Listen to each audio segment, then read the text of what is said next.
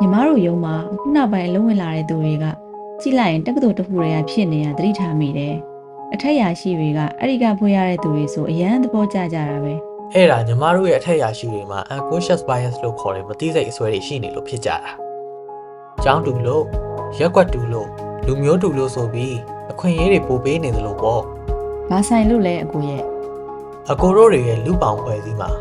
ဟိုးရင်ကတည်းကရှိလာတဲ့ရှေးရိုးဆွဲနေတဲ့အရာတွေရှိတယ်။ bias ကြောင့်ပဲဖြစ်ဖြစ် power ကြောင့်ပဲဖြစ်ဖြစ်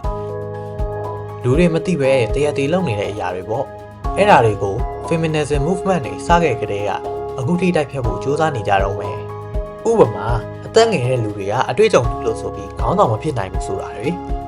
ရုံးမှရုံချောလို့နေရာပိုရတာမျိုးတွေကြုံမှုရဟုတ်ပြီးတော့ယာတို့ကြီးတဲ့လူကရွေးချယ်တာအေးဆိုရင်အားလုံးကအေးပဲဘီယိုလုံးဝမရွေးတော့တာ ။အကိုပြောတာတွေအားလုံးကြုံမှုတယ်။ဒါပေမဲ့ feminism နဲ့ bias တို့ power တို့နဲ့ဆက်ဆက်နေမယ်ဆိုတာတခါမှမတွေးမိဘူး အားလုံးကဆက်ဆက်နေကြတာအဲ့ဒါတွေကိုမသိသေးရင်အသက်အရွယ်ကြောင့်ယာလူကြောင့်ဖြစ်တည်မှုကြောင့်ပြီးတော့ကြားမှနှမျိုးထပ်ပိုးတဲ့ဂျန်နာအမျိုးအစားကြောင့်ဆိုပြီးခွဲခြားနေကြအောင်ပါအခုလိုမျိုးမတူညီတဲ့နောက်ခံ background မျိုးစုံကလူတွေအားလုံးအတွက်အခွင့်အရေးတွေတန်းတူညီမျှဖြစ်အောင် feminism ကိုပို့ပြီးလေ့လာသင့်တာ ။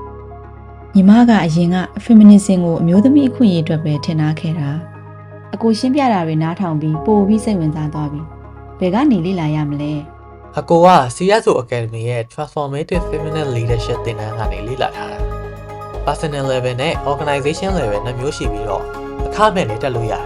အဲ့ဒါဆို CSO Academy e-learning and development platform မှာအခုပဲသွားပြီးစီးရင်ပြလိုက်တော့မယ်